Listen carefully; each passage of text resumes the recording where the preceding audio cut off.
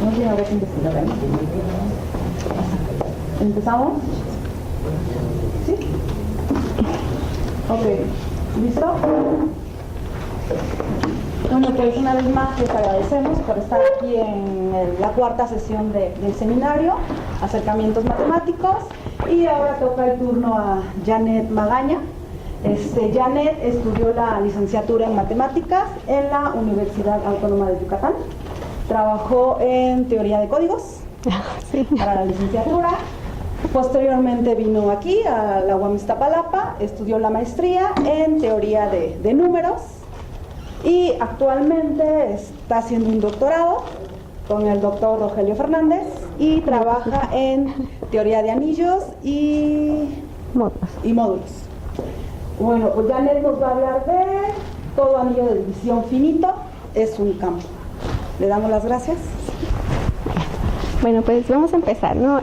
Bueno, les voy a hablar de este resultado que es un resultado muy bonito en teoría de anillos porque la prueba tiene pues relaciona varios conceptos de teoría de grupos y técnicas de conteo y aparte son resultados así como que muy simples, ¿no? De entender. Entonces vamos a empezar para que nos alcance el tiempo, ¿no? Entonces vamos a dar primero la definición de lo que es un anillo, ¿no? Un anillo nada más, bueno, vamos a decir que un anillo es un conjunto no vacío A, donde tenemos dos operaciones internas, suma y producto, ¿no? Y vamos a decir que es un anillo si cumplen las siguientes propiedades. El conjunto A con la suma es un grupo abeliano.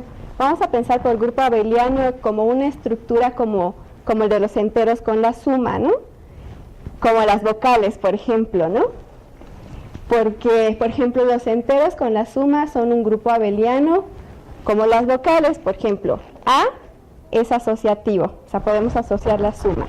E tiene elemento neutro con la suma. Tiene I, tiene inverso aditivo. O tiene una operación binaria, o sea que si sumamos dos enteros, sigue cayendo los enteros.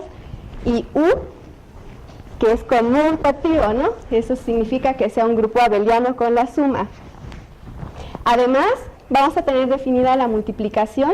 La multiplicación nada más cumple que va a ser asociativa, ¿no?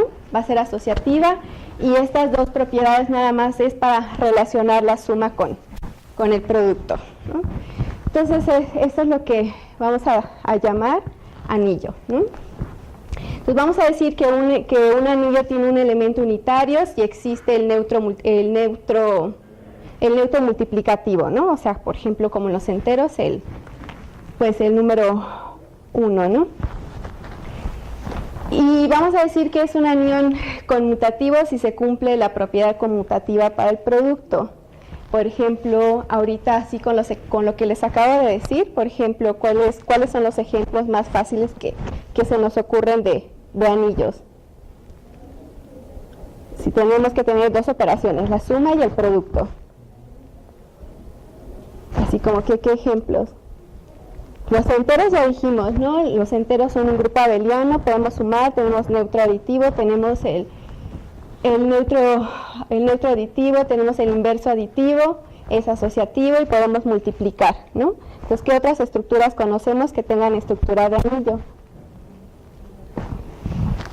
Por ejemplo, pues los números reales, los números racionales, los números complejos, todos estos son ejemplos de anillos conmutativos con elemento unitario, ¿no? Y también pusimos ahí que podía tener o no elemento unitario y podía ser o no conmutativo, ¿no? Entonces el conjunto de los enteros pares, por ejemplo, ese también con las operaciones usuales de suma y producto es un anillo conmutativo, pero este no tiene elemento unitario porque no hay el número, pues no hay el número 1, ¿no? Y el conjunto, por ejemplo, de las matrices, por ejemplo, de 2 por 2, con las sumas usuales de suma y producto que nosotros conocemos con matrices, con entradas, por ejemplo, en los racionales, también son un anillo, son un anillo con unitario, pero que no es conmutativo. Si multiplicamos dos matrices, no va a ser lo mismo que, o sea, no conmutan, pues, ¿no? Entonces vemos aquí que un anillo es con la suma es un grupo abeliano y con la multiplicación es casi un grupo. Lo que quiero decir aquí es que casi un grupo porque a lo mejor no va a tener el inverso con la multiplicación, como por ejemplo con los enteros. Por ejemplo, si nosotros queremos encontrar el inverso del 2, el inverso multiplicativo del 2 es el 1/2, ¿no? Pero 1/2 ya no está en los enteros. Entonces, con la multiplicación, un anillo, pues, o sea, le falta el inverso multiplicativo y puede ser que el elemento unitario, ¿no? Puede ser, entonces casi un grupo. Pero entonces tenemos otra estructura, que es la estructura de campo. En la estructura de campo es lo mismo. Tenemos un conjunto no vacío, bueno, casi lo mismo, un conjunto no vacío con las dos operaciones, suma y producto. Con la suma es un grupo abeliano, otra vez, como los enteros. Bueno, en este caso sí. Y aparte, el conjunto menos el 0 con la multiplicación también va a ser un grupo abeliano. O sea que en este caso sí vamos a tener el inverso multiplicativo y también vamos a tener el elemento unitario, ¿no? Unitario, el inverso multiplicativo. Y además la multiplicación va a ser conmutativo. A eso lo estamos llamando abeliano. Entonces en la estructura de campo tenemos con la suma un grupo abeliano y con el producto menos el conjunto menos el 0 va a ser un grupo abeliano. Entonces, en otras palabras, un campo lo podemos describir como un anillo conmutativo con elemento unitario y donde todo elemento distinto de 0 tiene un inverso. Por ejemplo, en los enteros ya no forman un campo porque no tenemos el inverso multiplicativo, ¿no? Ahí ya no.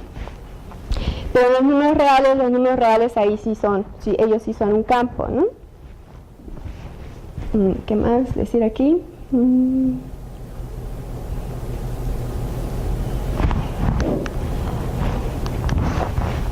Entonces vamos a ver la definición de lo que es un anillo con división.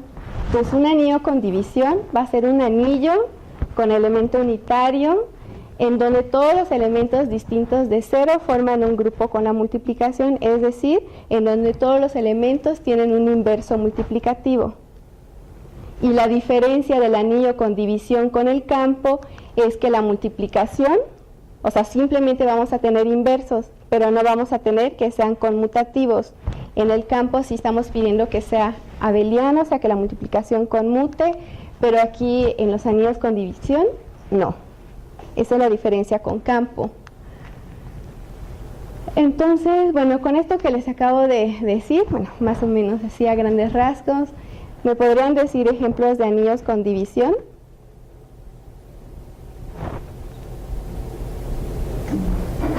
Así de las estructuras que acabamos de mencionar.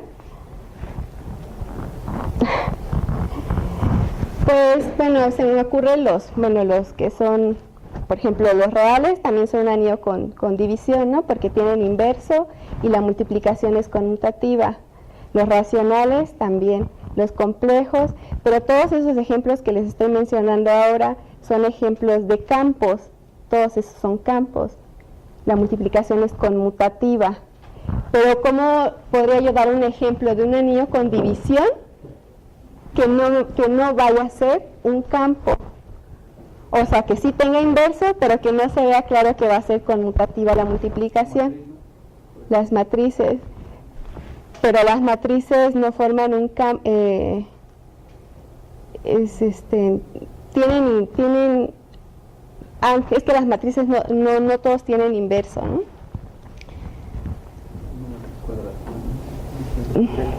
Tendrías que poner las matrices invertibles, pero con la multiplicación, pero entonces eso no sería un anillo, porque ¿por qué?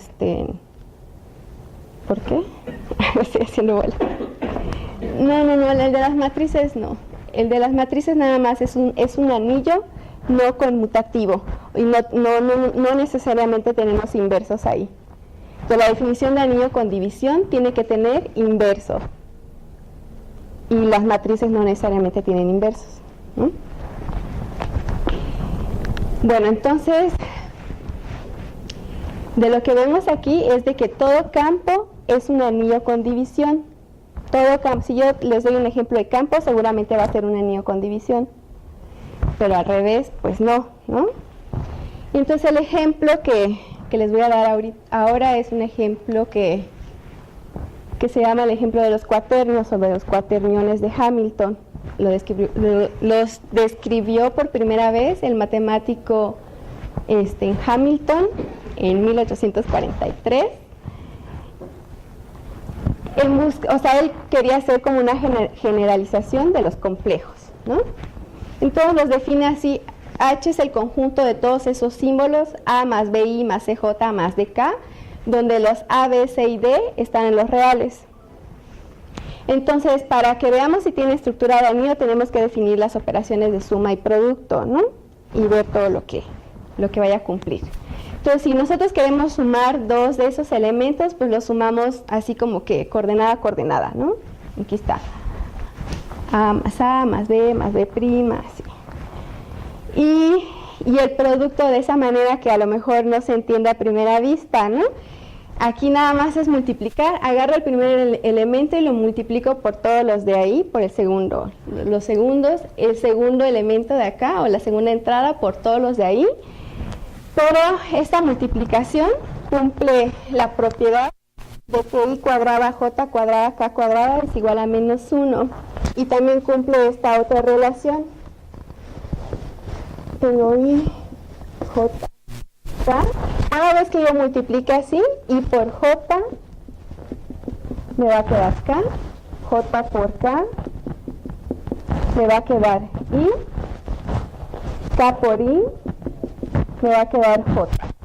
Y si lo multiplico al revés, me van a dar negativos. Me va a quedar J por I, va a ser menos K, o así, ¿no? I por K es igual a menos J, y así. Entonces, ese es el producto en los cuaternios. Pues el neutro aditivo, pues nada más es el símbolo que tiene todos ceros, ¿no? El neutro multiplicativo, pues es el que tiene la primera entrada número 1 y todos los demás ceros. Y si yo tomo un elemento distinto de 0, quiero ver si existe el inverso. Agarro un elemento aquí que es distinto de 0. Como es distinto de 0, alguna de las entradas aquí, A, B, C y D, esas son reales, ¿no? Entonces no todas tienen que ser 0 porque ese es distinto de 0, ¿no? Entonces yo puedo formar este número, A cuadrada más B cuadrada más C cuadrada más D cuadrada. Ese va a ser distinto de 0 porque hay alguna de aquí que no va a ser 0, porque ese es distinto de 0. Entonces construyo este elemento de esta forma, puedo dividir porque este número es distinto de 0 y se puede probar haciendo las cuentas que este va a ser el inverso de uno de aquí. Y además, pues ahí con esa multiplicación, pues más o menos se ve claro que no va a ser conmutativo, porque I por J me queda K y J por I me queda menos K. Entonces no es conmutativo. Todo elemento distinto de 0 tiene inverso, pero además no es conmutativo. Entonces este es un ejemplo de un anillo de división. Pues no es conmutativo, entonces no es un campo, ¿no? Ese es el ejemplo que se tiene, ¿no?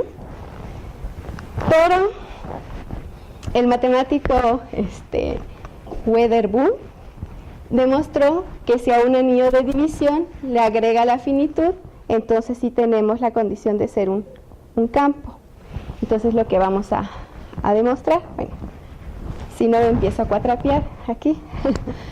Entonces aquí está el teorema, ¿no? Todo anillo con división finito, hay que agregarle la finitud, va a ser un campo. O sea que con esa condición de finitud, de ahí tiene que salir, o ahí, no sé, es la condición de la conmutatividad del producto. Entonces vamos a empezar con la demostración, no voy a ser muy formal, ¿sí? Lo más sencillo que se pueda. Entonces, empezamos, vamos a suponer que tenemos A, un anillo de división finito, ¿no? Recordamos otra vez, un anillo con división es una estructura tiene una estructura de grupo abeliano con la suma. Cada elemento distinto de 0 tiene inverso, pero no necesariamente es conmutativo, ¿no?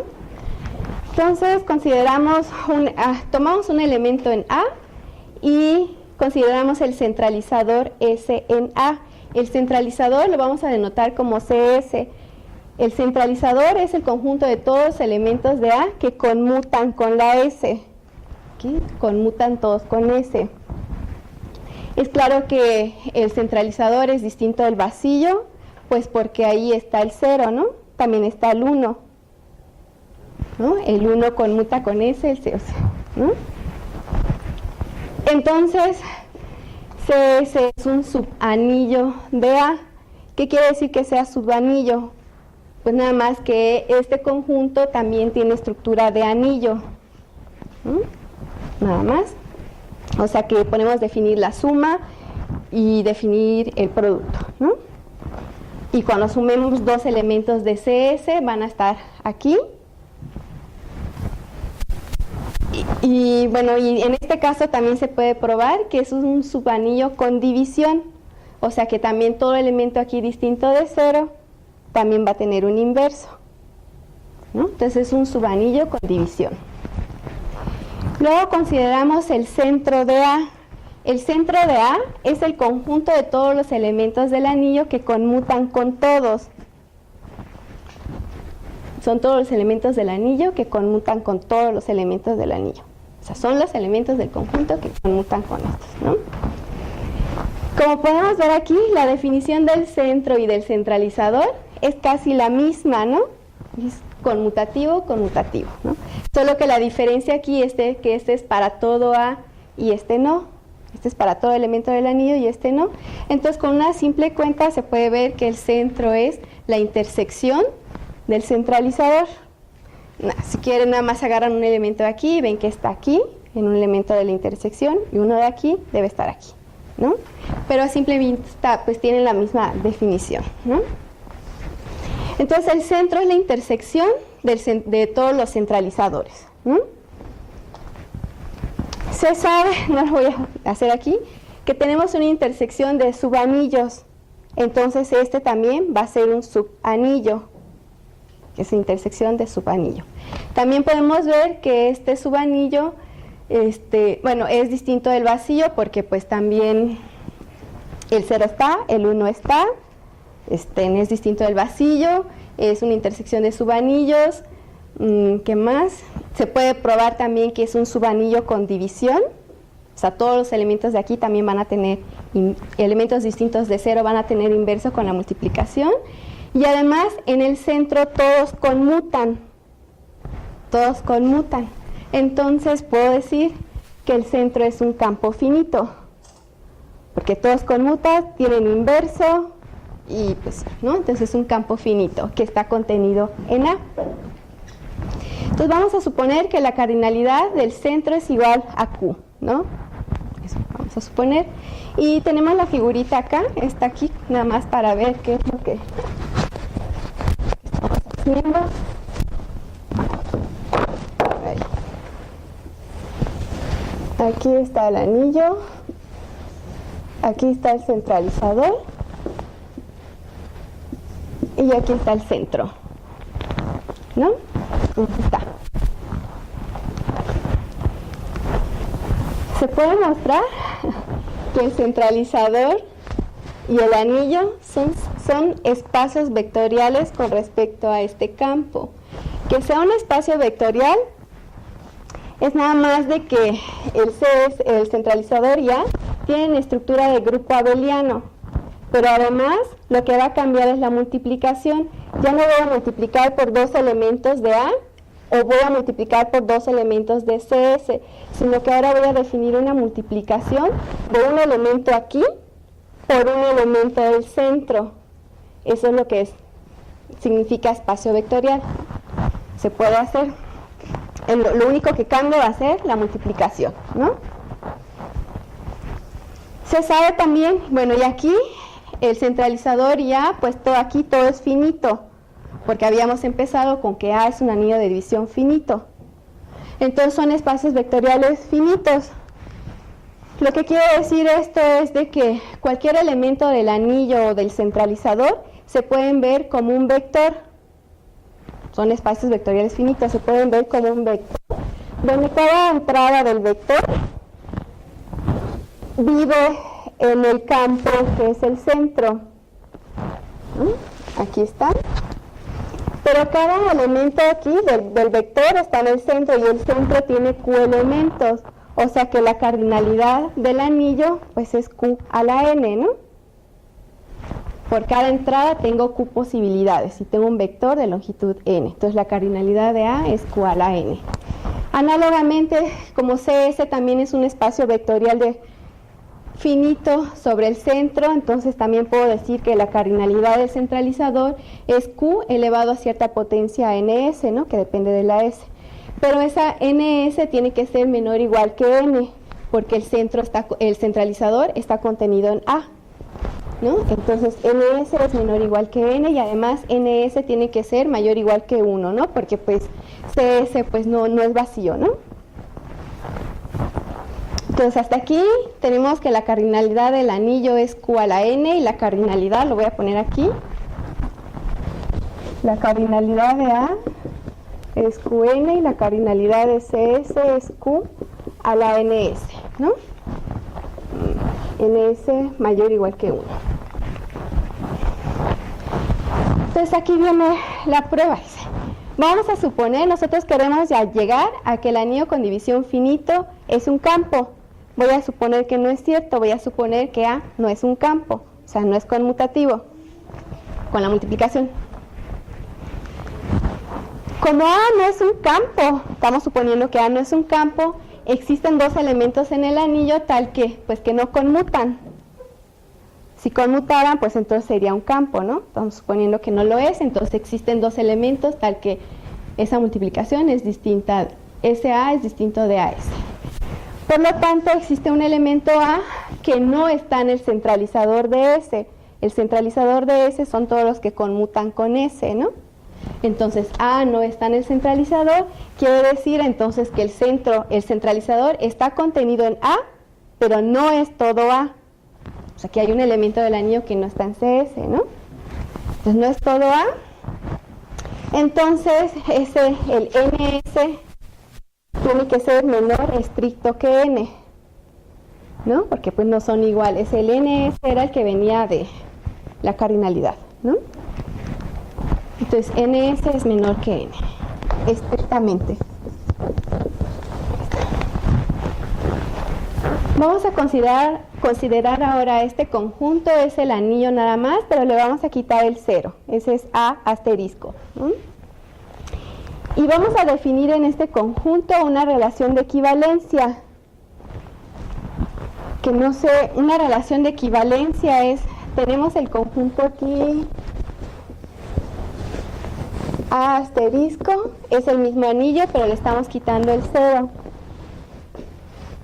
Y lo que vamos a hacer es obtener subconjuntos de este conjunto, donde si todos los elementos que estén aquí están relacionados de cierta forma, y la relación es que si yo agarro un elemento de aquí, tiene que ser de esta forma, para algún X que está en A asterisco. Entonces una relación de equivalencia lo que nos da es una subdivisión de A asterisco en pedacitos, en subconjuntos de A, de tal manera que si yo sumo todos estos subconjuntos, me queda todo este y además aquí, o sea, este subconjunto es ajeno a este, o sea, la intersección es vacía, ¿no? Entonces estamos obteniendo una partición de A asterisco de esta forma, ¿no? Si yo tengo la partición, yo puedo agarrar un elemento de aquí o cualquiera y este va a ser el representante de este conjunto. Él va a representar a todos los que están aquí. Y entonces a todo lo de aquí le voy a llamar la clase de equivalencia de S. La clase de equivalencia